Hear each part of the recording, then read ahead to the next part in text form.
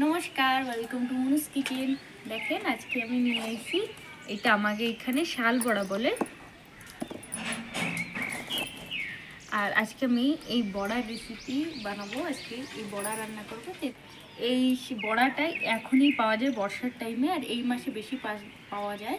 আর এটা খাইতে অনেক টেস্ট, আমার তো খুব ভালো লাগে। আপনাদের কাছে কিরকম লাগে অবশ্যই জানাবেন। আর আমি যেইভাবে রান্না করবো ওইভাবে অবশ্যই ঘরে একবার ট্রাই করবো। তো চলে পরিষ্কার করে নিয়ে তারপরে দেখাচ্ছে রান্নাঘরে।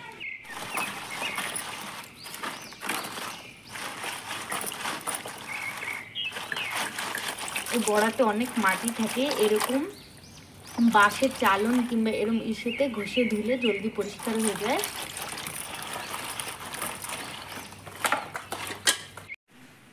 দেখেন বড়া ধুয়ে আমি নিয়ে এসেছি। এটা এক প্রকারের মাশরুম, আর আমাকে এখানে এটা বড়া বলে। তাই দেখেন আমি কি সুন্দর করে পরিষ্কার করে ধুয়ে নিয়ে এসেছি। আর এটা একটু গরম জল করে ধোয়া লাগবে, কেন কিনা জঙ্গলের জিনিস, ওর জন্য আমি সবসময় গরম জল করে নিই।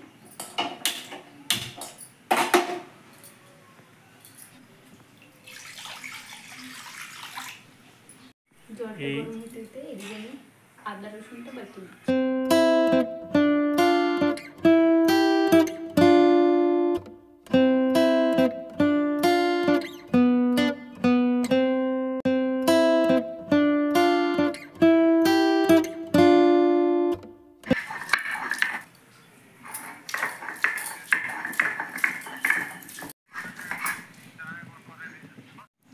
আদা রসুন বাটা হয়ে গেছে, এখন তুলে দিচ্ছি।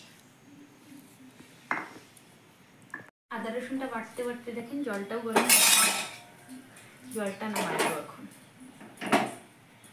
গরম জলের ভিতরে মাশরুমগুলা দিয়ে দিচ্ছি।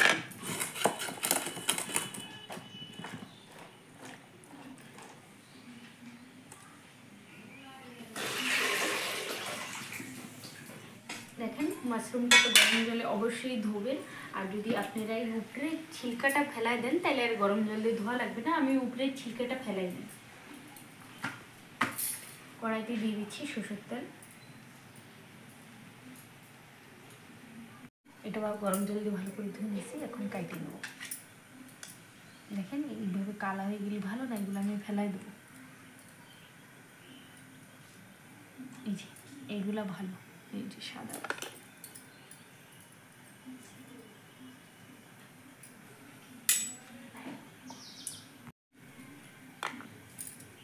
দেখেন তেলটা গরম হয়ে গেছে, ওতে দিয়ে দিচ্ছি তেজপাতা, সামান্য একটু চিনি, আর দিয়ে দিচ্ছি জিরা,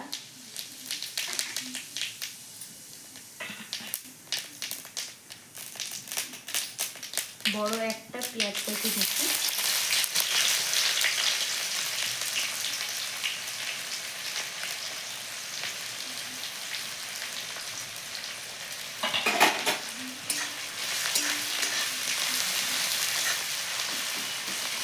এদিকে পেঁয়াজটা ভাজা হতে থাকুক, আর এদিকে আমি বড়াগুলো কাটতে দিচ্ছি।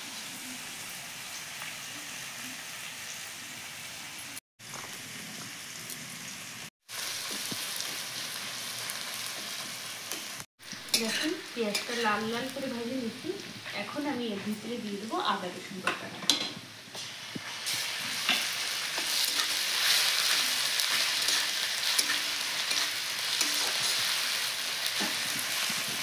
দেখেন কতগুলা খারাপ বেরিয়েছে, এতগুলা খারাপ বেরিয়েছে, আর এই কয়টা ভালো বেরিয়েছে। দেখেন আদা রসুন ভালো করে লাল লাল করে ভেজে নিচ্ছি। এখন আমি এর ভিতরে দিয়ে দেবো জল।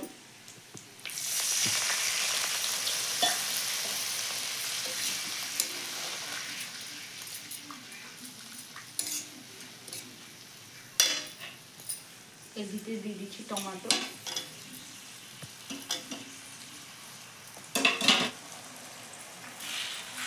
দিয়ে দিচ্ছি পরিমাণ মতন লবণ, দিয়ে দিচ্ছি মরিচের গুঁড়ো,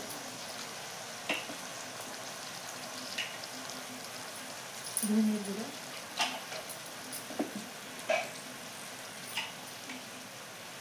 হলুদের গুঁড়ো,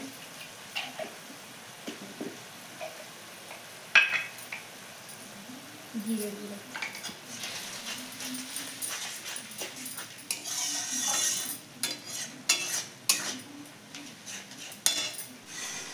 মশলাটা ভালো করে কষাচ্ছি।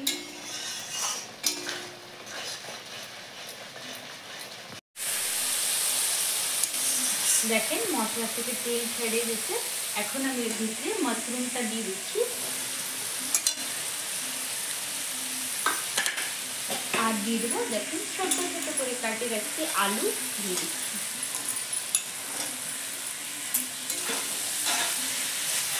মশলার সাথে আলু আর মাশরুমটা ভালো করে কষাবো।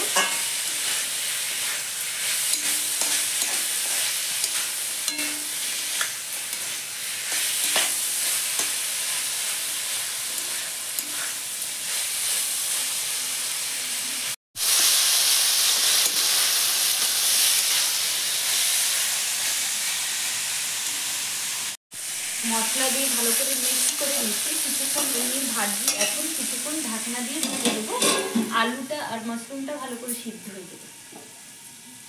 এইদিকে মাশরুমটা কষানো হইতে হইতে 3টা ইলাইচি, কটা লং, দারুচিনি, গোলমরিচ আর স্টার নিচে 3টা পাপড়ি নিয়ে নিয়েছি, বাটে নেবো।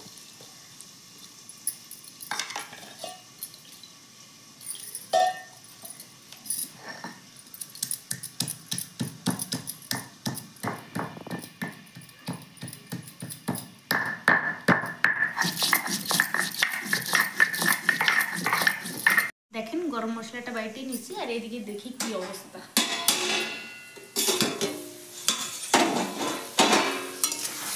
জলটা শুকায় গেছে আর ভাজা ভাজাও হয়ে গেছে, আলুটাও সিদ্ধ হয়ে গেছে, মাশরুমটাও সিদ্ধ হয়ে গেছে। দেখেন আলুটা পুরো গলে যাচ্ছে।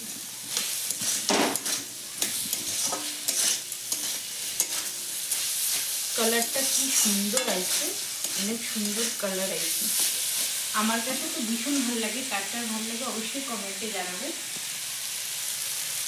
ভালো করে কষিয়ে নিচ্ছি, ভালো করে কষা হয়ে গেছে। এখন আমি এর ভিতরে দিয়ে দেবো সামান্য একটু জল।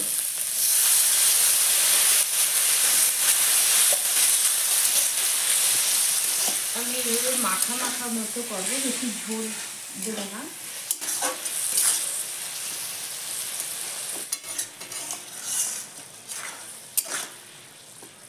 জলটা দিয়ে ভালো করে ফুটে উঠছে। এখন আমি গরম মশলাটা জল দিয়ে ভালো করে গুলে মিশিয়ে দিয়ে দিচ্ছি।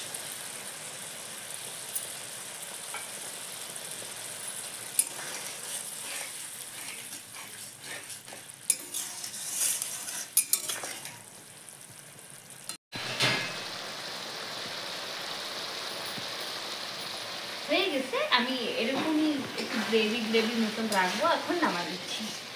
অনেক সুন্দর গরম মশলা দিয়েছে, অনেক সুন্দর একটা স্মেল বেরিয়েছে।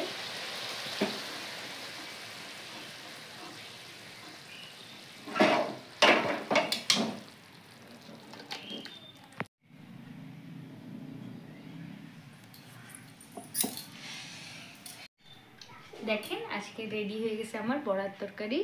আশা করি ভিডিওটা আপনাদের কাছে ভালো লাগছে। ভালো লাগলে লাইক করবেন, চ্যানেলটা সাবস্ক্রাইব করবেন। ধন্যবাদ। দেখা হচ্ছে আর একটা নতুন ভিডিওর সাথে।